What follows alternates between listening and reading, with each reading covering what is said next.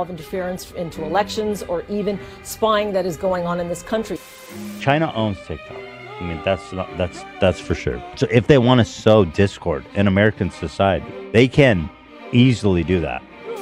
We're concerned about, scenarios in the future where China could take military action to take Taiwan. You're talking about when we get invaded from China, you don't want women raising up arms? How do we feel about Taiwan, Hassan? China or not Taiwan? One country, two systems, you know? No, it's not. It's two different countries. Really? Turning now to tensions with China, recent comments made by Taiwan's defense minister seem to imply that American troops are currently training members of the Taiwanese military on its outlying islands. That would be on the front lines of the conflict with China. I don't think it's even realistic to say, I want to live in like a perfect communistic society, because that just doesn't work. It's antithetical to human nature. The road to socialism is the road. Capitalism is working perfectly fine. You got the whole planet slowly burning up in flames. The whole planet's catching fire. We're burning up on Earth. It's getting hot as shit. The water's becoming acidic and hot. Too hot for life. There's bacteria that eat human flesh near Florida and shit. Because of the climate change issue. Which is an issue because of capitalism. Because communism's not running the world right now. Communism's dead. There's like 2 or 3 countries that are actually communist, and that's it. The rest are like capitalist countries with slight socialist policies. But most of the world is capitalist, and most of the world is being destroyed right now with corporations making dumb bullshit like poop emoji floaties and dumb bullshit that we don't even sell. Did you know that Amazon burns all the stuff they don't sell? Did you know this? Amazon burns all the shit they can't sell because they'd rather not give it away for free. Because free is bad. Free is bad. When you want to give something out, it's bad. You gotta sell it for something. You gotta sell it for something. Even though most of the world is poor as fuck because of capitalism, fucking planet here and there. But then when you want to give something out for free, that's bad. You can't do it because it's against capital. The stock market needs to go up and up and up and up and up. That's the only way we can fucking function in society. Stock market go up, money go up, everything go up. You can never stay the same. You can never drop a little bit. It has to go up, up, up, up, up. Get the fuck out of here. This is why the planet's dying. Literally why the planet's dying.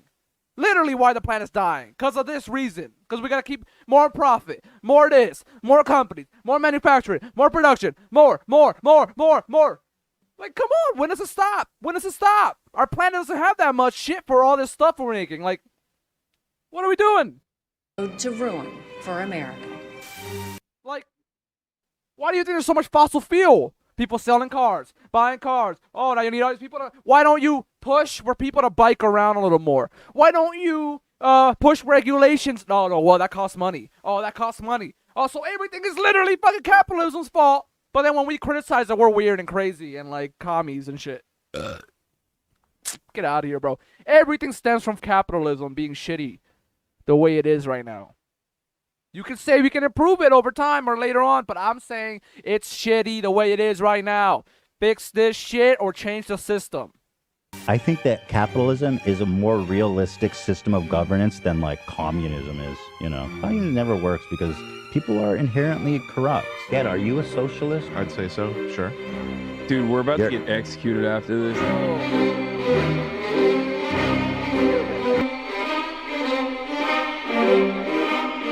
If you had to make a list of the top 10 most influential YouTubers still making content today, chances are Ethan Klein would be on that list. Yeah, he blew up on the platform making incredibly Ethan. over-the-top reaction commentary videos, poking fun at some of the weirdest people on YouTube. If you were to describe his politics in that era, it would be something along the lines of anti-social justice warrior, where he'd often make videos in response to the popularization of wokeness. He soon moved into podcasting, eventually teaming up with Trisha Paytas. Trisha would oftentimes challenge Ethan's controversial opinions, and over time Ethan became more and more progressive. After his falling out with Trisha Paytas ending the incredibly popular show Frenemies, Ethan teamed up with a new co-host, one with a lot more political political prowess, Hassan Piker. This was seemingly the end of Ethan Klein's political journey, co-hosting a show with a political commentator and outspoken socialist. But as time went on, Ethan's true colors began to show, and his skepticism towards the concept of socialism was evident. He'd oftentimes argue with Hassan when certain topics were brought up, especially when it came to China and Israel. This all became too much for Ethan,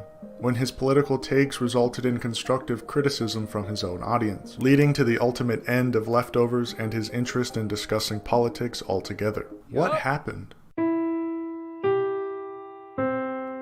Ethan Klein began his time on YouTube as H3H3 Productions, where he and his wife Hila would make incredibly weird videos for Hila's art school assignments. These videos... Yo, he looked pretty cool with his long curly hair.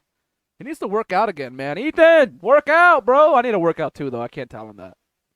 H3 Productions, where he and his wife Hila would make incredibly weird videos for Hila's art school assignments. These videos were silly, strange, and at times disgusting, but they soon started picking up traction, and H3H3 Productions began to change. Ethan started taking H3H3 Productions a bit more seriously, making commentary videos where he'd react to incredibly strange content. But this was around 2016. So reacting to political content was inevitable. While Ethan certainly wasn't one to make political content, he would often find himself taking a bit of an anti-social justice warrior stance when reacting to certain videos. Feel free to take Kanye West, though.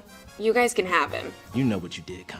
In a video talking about how racist white people are, you've suggested excommunicating one of your own kind for... One of your own kind? What the fuck does that mean, dude? What does one of your own kind mean when you're talking about Kanye or like an African American person? Meeting with the president-elect. That is the most backwards, most fucked up thing ever. All you guys, all you white people, you can keep Kanye because he met with the president, and now we don't want him anymore. He certainly wasn't right-wing, as he'd often make videos criticizing creators for making racist and insensitive content. You faked a very racist social experiment 3 in a row. It started with the the Black Lives Matter, the baiting trunk prank, and then finally the Trump car one. So my first question to you is frankly this, Joey. Do you hate black people? He was, for whatever reason, looked up to by a lot of boys in the alt-right anti-social justice warrior space. In the early days of the podcast, he used the N-word a couple times. Certainly not directed at someone, but he said it nonetheless. And he also associated himself with several controversial figures, like when he had Jordan Peterson on the podcast and agreed with many of his... One time, I had a dream of my grandmother and her pubes on my face, and I used the pubes and made a paintbrush out of it and painted her face with my paintbrush. Frankly, I thought they were right. Trisha Paytas, from her very first appearance on the podcast, was one to push back on a lot of Ethan's takes, as this relationship began with her pushing back on his Instagram vs. reality video. Throughout the 2 years of creating frenemies together, as Ethan began to understand Trisha more and more, he became a lot more progressive and outspoken about progressive issues, like LGBTQ rights and gender expression. We support everyone at Stonewall, we support the gays, West Hollywood. I don't really get it, right? The cause is like, yay, we're gay, or like, it's okay to be gay. I'm not really sure, but I like celebrating being gay. Well, because being gay has been like a major social issue, right? I get that, but who's the revolutionary behind starting Gay Pride Month? Like, who are we celebrating? Who are the pioneers? The gay people. Freddie Mercury. Probably, right? He's included. Ethan even spoke pretty fondly of socialism at the time, citing Scandinavia as an example of where it works. And while Scandinavia isn't necessarily socialist... Yeah, Scandinavia has so many socialist policies that are so good and help the people, dude. But nobody ever talks about these countries, ever. They're never brought up. Scandinavia. No one ever, my family's never like, they're communists. They're communists. They're crazy. Like, come on, dude. Still running on a global capitalist system, he's absolutely right that social programs like free housing and healthcare make for an all-around better society. Socialism never works. And it's like, what are you talking about? Scandinavia is like utopia. Frenemies eventually came to an abrupt but much-needed ending, but Ethan Klein continued his streak of progressivism, as his new co-host for a brand new strictly political show was a beloved political commentator and outspoken socialist Hassan Piker. Ethan Klein and Hassan Piker teamed up to create the political show show Leftovers, where Ethan and Hassan would discuss the stupidity of American politics. This was a huge deal for me, as I grew up on the H3 podcast. And after his appearance on the H3 podcast, I was soon obsessed with Hassan Piker as well. I think me and this dude have like the same kind of political trajectory, because I also loved Ethan Klein. You know, I watched him all the way up to this. I love the Hassan thing. That's where I found out. I mean, I knew about Hassan a little bit before this, because before Leftovers, because I would watch TYT. But also, like, I was getting into Bernie Sanders and that whole era. And, you know, then Leftovers, I was like, oh my God, my two worlds colliding. Like, Hassan meeting fucking Ethan Klein, that's so awesome. I was so happy. But then once the fucking October 7th thing happened, he just dropped him. And he said he can't talk about it. He can't talk about nothing. He looks like fucking Darth Sidious now. Looks like fucking Palpatine. Like, I don't know. I don't know what's going on over there. Welcome, everybody!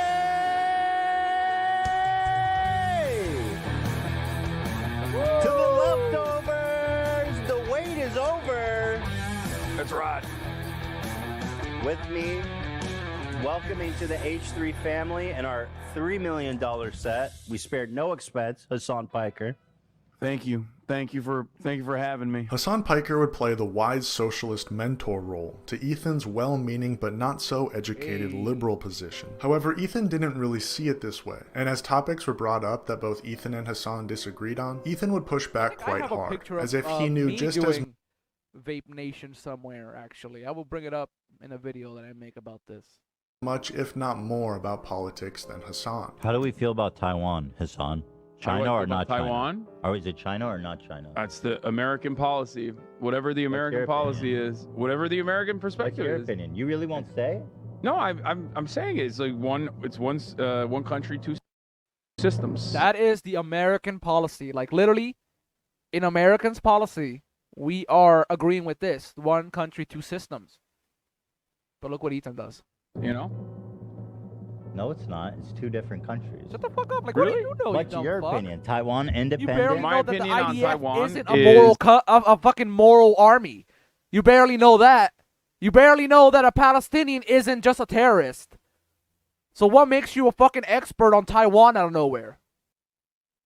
That Taiwan is the Chinese concept of Taiwan should remain in the hands of the people in Taiwan who therefore it's independent. Who, for the record, for the most part, just believe to not disrupt the ongoing relations with. Why are you China. being so carefully footed around Because I know that there's going to be a subreddit. Issue. There's going to be a subreddit post with like 1 million fucking comments being like, Hassan wants everyone in Taiwan to be killed because he loves China. He's a Xi Jinping. That's what I heard. At the end of the day, if the Taiwanese citizens would ever put this up for a vote and we're like, we want to fucking be an independent nation, it's up to them. You know what I mean? They You already can't. done that? No. Taiwan is already independent. That's what I'm saying. People don't want a formal declaration just because they don't want a fucking war. But they're not wanting to be Hong Kong and be consumed by the Chinese party. They don't want to be Hong Kong? What happened in Hong Kong? Yeah, Ethan. Am I saying the right place? No, you They are were independent, and then they got eaten. They were up. not independent. Oh, they had some rights. They were less independent than Taiwan, and then they got eaten up. Hong Kong was bought by you know. Are you saying the people of Hong Kong did not want to be? There were certainly people that did not want to be a part of China. Absolutely. That is 100% correct. Most of them. This all culminated on September 21st, 2023. That will create, in my opinion, a very scary future for Western liberal democracies, where how do you implement that kind of central planning, which already exists, but how do you make it worse? Fascism. Okay. And that's what I'm genuinely afraid of. China is Well, I mean, barbarism. China's not that far off from it in its current state. What do you mean? With they have basically a all-powerful leader. Everything's owned by the government. The only difference is they're not at war. They're pretty close to fascism right now, I would say. They're building their military government rules culture. But what they've done with that military is very different than what the American. These motherfuckers don't know the difference between authoritarianism, which any government could use. It's not like a communist thing. It's not like a fucking fascist thing. It's authoritarianism. Any government can do it. They conflate that with the bad thing, the communism or the fascism. It's like, no, dude.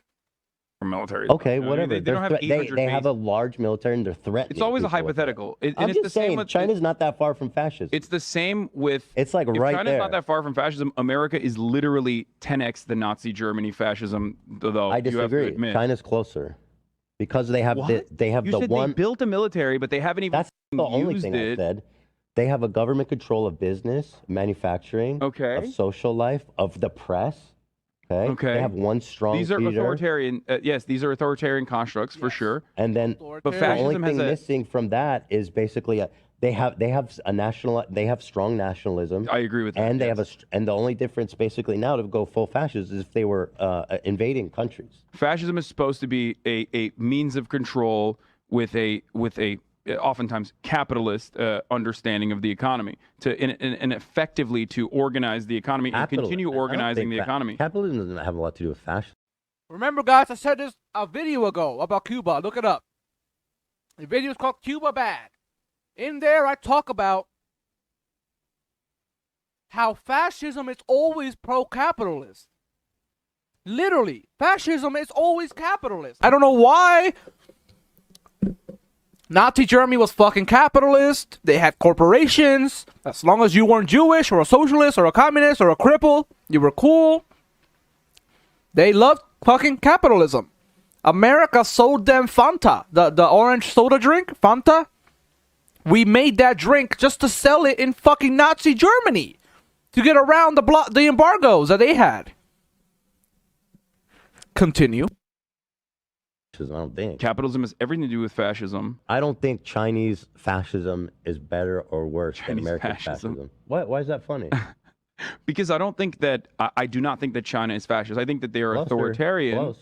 I don't think China is closer to fascism than America. Someone who was seemingly there, understanding the necessity of socialism in the wake of our current failed capitalist state, being friends with an educated, outspoken socialist for a couple years now, was still advocating and pushing for the continuation of capitalism. It was very disheartening to see. But Ethan didn't stop there. Only a few weeks later, after the attacks of October 7, Ethan Klein doubled down on his incredibly bad takes. But no, you're saying Palestinians are fighting back. Hamas. Militant extremist terrorist organizations on the part of ISIS. What? He took the whole Israel propaganda that they're like ISIS. Wow, of course. I'm pretty sure ISIS and Hamas will fight each other. I don't think they like each other very much. I'm pretty sure they don't agree on a lot of things. Palestinians are fighting back. Hamas. Militant extremist terrorist organizations on the... My other argument is, Ethan, Nelson Mandela was considered a terrorist until 2008. Do I need to repeat this again, guys? Nelson Mandela, the heroic motherfucking freedom fighter, basically, that fought to free South Africa from apartheid, kind of like Israel right now. They considered him a fucking terrorist until 2008. So I don't give a fuck what America thinks is a fucking terrorist or not. Because I think we're being a little terroristy right now with some of the shit we're doing around the world. I'm just saying, man. We're being a little terroristy. The part of ISIS is just Palestinians fighting back. Okay. Leading to much criticism from a huge chunk of his audience, eventually ending any political discussion whatsoever and ending his show with Hassan. Me and Hassan are still friends, and this has nothing to do with Hassan, anything he's done. Okay. It's just that I'm deciding for myself to not do that show anymore. I mean, you know what I mean? I'm grateful that everyone that watched and enjoyed it. It's nice to see that people care about it and are, but at the end of the day, I need to look after myself at a certain point, not spend my time doing something that is going to be a net negative for me. To a certain point, it stopped becoming a net negative. What are you losing, you dumb fuck? What are you losing? Unless the Israeli government is literally holding your family hostage, putting a gun to their head and saying, quit the show. I don't understand what you're losing. You were getting educated and educating your fan base, and then as soon as he touched on Israel, you got butthurt, like Ben Shapiro. A show to an extent, or at least just, the very end of it. After all this time, Ethan was still stuck in his ways, and wasn't quite as open to leftist discussion as he made it seem. I'd like to take this time to teach Ethan Klein just a little bit about socialism, and really just open up his mind to a socialist perspective of the world entirely, when it comes to foreign policy and dialectical materialism. As I mentioned earlier, I grew up with Ethan Klein. He was a huge part of my coming of age, watching his videos all the time and listening to his podcast on countless bike rides around Minneapolis, discovering new pieces of the world and myself. And when Hassan Piker was introduced to me on the H3 podcast, my entire worldview shifted after discovering the reality that was hidden from me my entire childhood. So much of the hardship around the world and the struggle in my own life finally all made sense to me, and it became my #1 mission to learn more and spread the teachings that gave my life a new meaning. So I feel as though I'm in a unique position to discuss this. So please sit back, relax, as I go back into the H3 archive and discuss some misconceptions Ethan has with socialism and the global economic system entirely. The People's Republic is dropping the ball, dude. Say what you will about America. The whole point of like the communism, socialism is that at least the roads don't have potholes in it. It's like, yes, we don't have any freedoms, but at least the damn roads work. This is an incredibly common misconception when it comes to discussions surrounding socialism. Here in America, where the word freedom is tossed around left and right, people like to associate capitalism with freedom and socialism with the absence of freedom. But in reality, this couldn't be further from the truth. It's actually the complete opposite. In an article by Sarak Zoltani for Tribune magazine, they write, "Freedom under capitalism is the freedom to exploit or be exploited. Real freedom is the absence of all barriers that prevent people from living life to the fullest." Even though it's not true. Exactly. Like if I'm a socialist, right? So I'm like, oh, okay. I want socialized healthcare. I want Medicare for all. I want a program that covers everybody, gives everybody the best quality healthcare, just like our politicians do. We pay for that shit, but they get the best quality healthcare. I want to just expand that to everybody. From when you're born to when you fucking die. And everyone was like, oh, it's so crazy, you can't do it. And you can do it. You can do it. You can cut out the middleman, the fucking insurance companies just fucking sucking the money out of everybody. You can cut out so many things. You can make it work. But you guys don't want to. You guys don't give a fuck. That's more freedom for everybody. If everybody was covered in healthcare, you don't think you'll have the freedom to do other things? Are you serious? Oh, no. But we're going to stay under a capitalist system where you have the freedom to choose which shitty-ass insurance company and healthcare company you get. Choose. Go ahead. Have fun. That's your freedom. It's freedom, right? You like freedom. You love freedom, don't you? Oh, freedom's great. Socialism, we can use Scandinavia as an example when compared to the United States. You might think people in the United States have the most freedom, but in Scandinavia, they have things like free healthcare, free education, and free housing. Massive stressors for Americans that often cause them to go bankrupt. And free doesn't literally mean free. It means free at the point of cost. Like you don't gotta go reach in your pocket to pay for it. It comes out of our taxpayer dollar because taxes is basically like a giant money pool, like an insurance company, if you think so.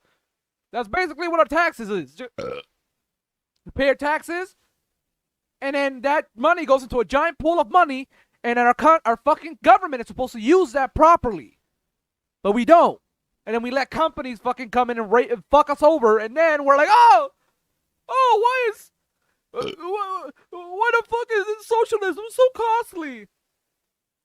It's like, we can't do socialism. Look how costly it is over here. Like, get the fuck out of here. It just makes no sense how these people think about it. People in Scandinavia have the freedom of a life without worrying about paying for their higher education for the rest of their life, or dying of a disease because they can't afford the treatment. Americans will go to Cuba to receive treatment that they cannot afford here, or to receive treatment that doesn't even exist here. Cuba has a lung cancer vaccine, something that is not available in the United States. America doesn't even have that shit. A lung cancer vaccine, Cuba bro? has a lung... You know how many smokers are in America? You know how many smokers are in America? You know how fucking America could use this? Where is the American fucking vaccine? Cuba has at least one for lung cancer. One vaccine. That's something. So how the fuck is Cuba so shitty, and they're so shitty, they can't do anything. They're so fucking corrupt. They're so destroyed, impoverished, breadlines, but they can't. And they came up with a fucking cancer vaccine that America still can't do. And see, lung cancer vaccine, something that is not available in the United States. First of all, I think it's like the natural inclination of some people. Like, I don't think it's even realistic to say I want to live in like a perfect communistic society, because that just doesn't work. It's antithetical to human nature. Another common misconception with socialism, or in fact a reason as why capitalism should continue, is that it's inherently human nature to compete economically. And while it may be true that competition is inherent in human behavior, living under a system that encourages competition only brings out the worst in humanity. In a Tribune article by Jean-Baptiste Odor, they write, "Capitalism creates a form of sociability that is fundamentally antisocial. Rather than allowing our social interactions to be mutually beneficial, it pits humans in competition with one another. What is paradoxical about this state of affairs is that under capitalism, human sociability is weaponized against itself. Rather than being enriched through interactions, people are instead diminished by them. It's easier to imagine the end of the world than it is to imagine the end of capitalism. We are currently living under that exact system, so it's nearly impossible to imagine the world under anything but capitalism. But when you look at early human civilizations, you see— were these motherfuckers starting corporations and shit and like competing against each other? Were cavemen doing that? Were cavemen and tribes and shit competing all the time? No, of course not. We work together. We work together. Kind of like a commune, a community. But no, that's communism, so that's bad. I'm sorry. I'm sorry I even brought it up. A sort of proto-communism, where people work together to make the overall society better, not just their own living conditions. Ethan is very much a social democrat, someone interested in keeping the current order, but strengthening and increasing the amount of democracy in our society. But when it comes to democratizing the workplace, Ethan isn't so much a fan. I started my career 10 plus years ago, and I was successful by myself with 0 employees. Yes. I made a lot of money. I did well for myself. And then, 5 years ago into my career, I made the podcast, which obviously you all are watching now. Let's say we go back to 5 years ago when I hired Dan as a freelance. You started as like a consultant. Yeah, or a freelancer. Yeah. And obviously you moved to full time, and I'll get to that. Yeah. So he started as like a freelance consultant. So what would be a fair way of compensating him for that? It would be profit sharing. Here's where this seems more like it's a nice theory, but like in application, it makes no sense. Who decides how much value he's brought? How could you possibly decide that? If my show is growing, Dan joins, and let's say, yeah, I now I'm making $15, but the show was organically growing. How can I attribute all 5 of that to Dan? I don't see what's so great and humanizing about hiring a janitor for .00001. Are you directing the show? Are you running all the other computers? Are you fucking putting the sounds and all the shit, the sound drops? Are you doing all that? No, your show's getting better, literally, quality-wise, and because you have more people. And so I'm pretty sure if you hired a fucking mathematician, I'm sure they could calculate everything for you. If you want Ethan Klein. 5% of the company. What do you? I don't understand. That's not what I said. You just made that assertion. But we're saying there's a minimum wage.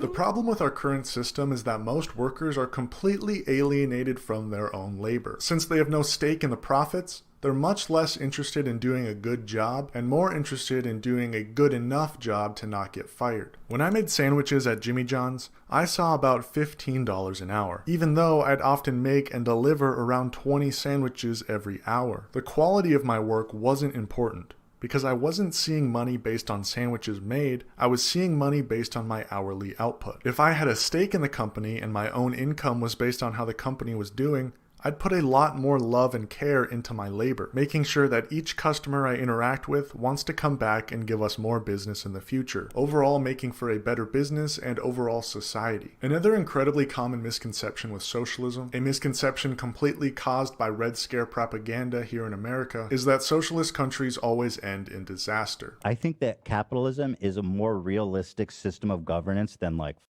communism is.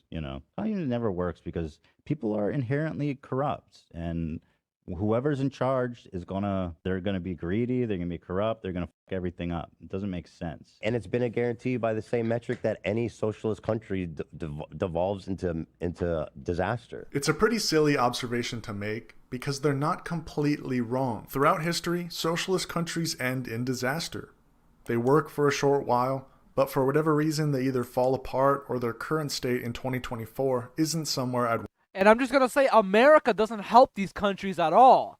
In fact, they make their situation way worse. That's why they collapse. It's usually America's fault that these countries collapse. It's not because, they're just so shitty they can't even work for themselves. They don't work at all. It's because these are countries that are trying to work without capital.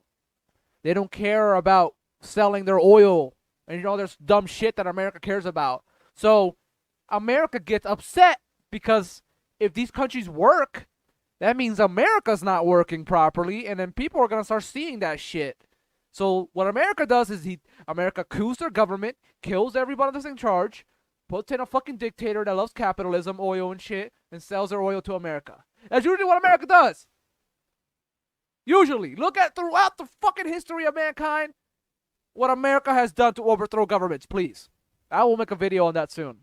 Want to live, like North Korea. But this isn't because of inherent internal issues that cause the country to crumble. It's from external pressure and conflict with capitalist countries, mostly America. Any socialist country is an inherent contradiction to America's beliefs of capitalism. And if they continue in their success, they're going to negatively impact America's economic control of the world. Just have a look at Cuba. Since they achieved independence in the 50s, America has held strict embargoes on the country, withholding key resources for survival, like medicine and fuel. People often point to Cuba as an example of why socialism doesn't work, citing how they use incredibly old technology and live a very hard life. But this isn't caused by Cuban socialism itself.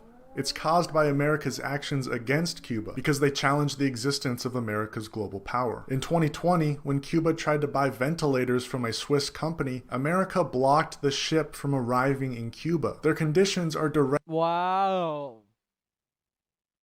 Of America's global power. In 2020, when Cuba tried to buy ventilators from a Swiss company, America blocked the. I knew that Cuba tried to buy ventilators, but I didn't know that Cuba tried to buy ventilators from a Swiss company. And Cuba blocked it. So that's what I'm saying. There is still an embargo, guys. There is still a fucking embargo. I'm sorry. I'm never changing my mind on this. I'm going to debate every motherfucker to the end of time forever. I am not going to stop. 2020, when Cuba tried to buy ventilators from a Swiss company, America blocked the ship from arriving in Cuba. Their conditions are directly the result of America's intervention. The blockade and embargo against Cuba needs to end. And the vast majority. It's Cuba's fault. It's Cuba's fault. They're just shitty government. They can't do nothing. No, it's Cuba's fault. Majority of the world agrees with me, except for the United States and Israel. And for the 30th year in a row, they voted. And typically the vote was just like this year's. Get ready. 185 to 2. 185 countries want the United States to end the embargo against Cuba. 2 countries voted in favor of the embargo. One, which will come as no great surprise, is the United States, which is imposing the embargo. And the other one is Israel. No matter how progressive or left-leaning Ethan Klein gets, he will forever be stuck in his ways when it comes to China. Ethan hates China, and it's quite evident in the things he says about the country. The whole point of like the communism, socialism is that at least the roads don't have potholes in it. It's like, yes, we don't have any freedoms, but at least the damn roads work. China owns TikTok. I mean, that's for sure. So if they want to sow discord in American society, they can easily do that. You're talking about when we get invaded from China, you don't want women raising up arms? How do we feel about Taiwan, Hassan? China or not Taiwan? One country, two systems, you know? No, it's not. It's two different countries.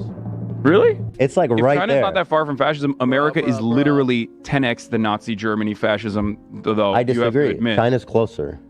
Because they have, What? I don't think Chinese fascism is better or worse than Chinese American fascism. fascism. What? Why is that funny? Because I don't think that, I do not think that China is fascist. I think that they are Closer. authoritarian. Close. I don't think China is closer to fascism than America. He might not be happy to hear this, but it is 100% rooted in xenophobia, brought on by the popularization of anti-China propaganda from the American State Department. If you've heard anything bad or weird about China from 2019 to now, congratulations, we officially now know you have been the victim of U.S. State Department propaganda. No, it is not time to bust out the tinfoil hats. This is something that Reuters just this week did a report on. This article is available on the Reuters website. I highly recommend looking into it, and it outlines how starting in 2019, Trump and the CIA launched a massive propaganda campaign against China. This was a twofold campaign. They had one arm of it that was geared towards trying to make Chinese citizens dissatisfied with their own government, and another arm which was supposed to make American citizens distrust the Chinese government as well.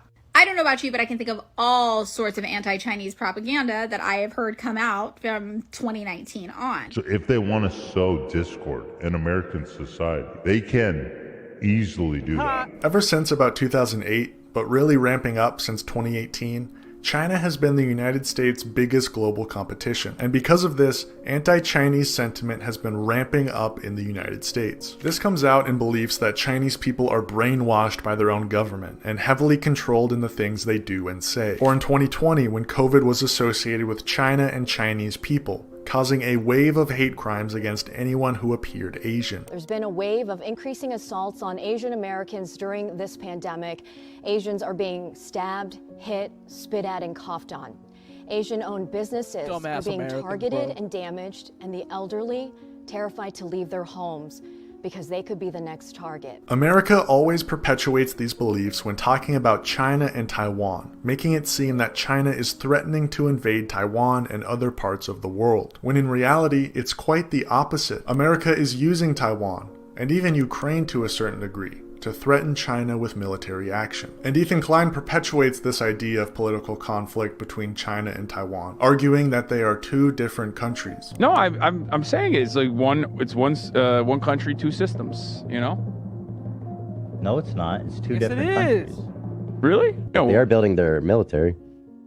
Yeah. And threatening countries like Taiwan. But from the Taiwanese perspective, they are the same country that have two different beliefs. Taiwan claims mainland China, and mainland China claims Taiwan. They both do. It's just They just have two separate ideas of what they want for the country. The Taiwanese ambassador to the United States said, "We want the status quo. We want the way it is. Neither unification, neither independence. The way it is the way we want to live right now." Ethan has also perpetuated imperialist beliefs, especially when it comes to Zionism and a free, independent Jewish state in the Middle East. After the October 7 attacks, Ethan was very quick to demonize Hamas and oversimplify what occurred, causing many of his takes to demonize the entirety of Palestine, as he was very adamant about a two-state solution compared to a one-state solution. I find it incredible that people think that Hamas is going to take over all of Israel and happily coexist with Israelis.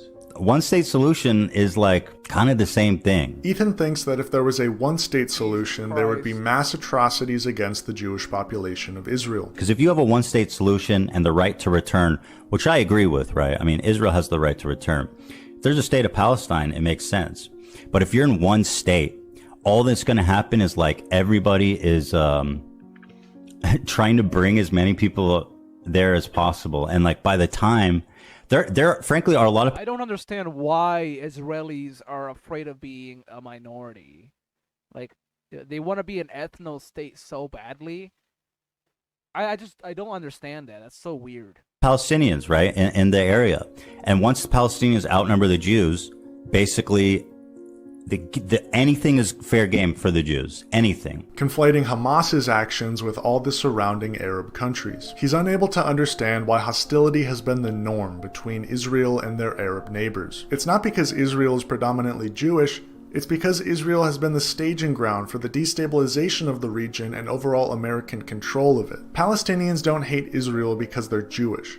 Palestinians hate Israel because of the decades and decades of atrocities they've inflicted on the Palestinians. And that goes with all other Arab countries in the region. This is a key example of where dialectical materialism is needed in the analysis. An oppressed people's actions are entirely based on their economic condition, not some cultural belief that is inherent in that country. Imperialism is a tool used by the United States to control parts of the world without people knowing. Israel is a military base. Look, not just the U.S. does it, but in this context, yes. For war crimes in the Middle East. But if you associate Israel with Judaism entirely, you associate the revolutionary actions against Israel as anti-Semitic, and not some greater attempt at liberty from an oppressed people. I hope this video was helpful, not just for Ethan Klein, but really for anyone who has any skepticism whatsoever about socialism. Red Scare propaganda has been so powerful in this country that even thinking about what socialism would look like is nearly impossible, and I don't blame people for having some hesitancy when thinking about it. Socialism is freedom. Freedom to live a life with minimal stress, and to pursue a life that is meaningful as a human being. Love, cooperation, art, self-expression. These inherent qualities of humanity are repressed by capitalism, not encouraged. Thanks for watching North Star Radio. Peace and love, and free Palestine. That was good.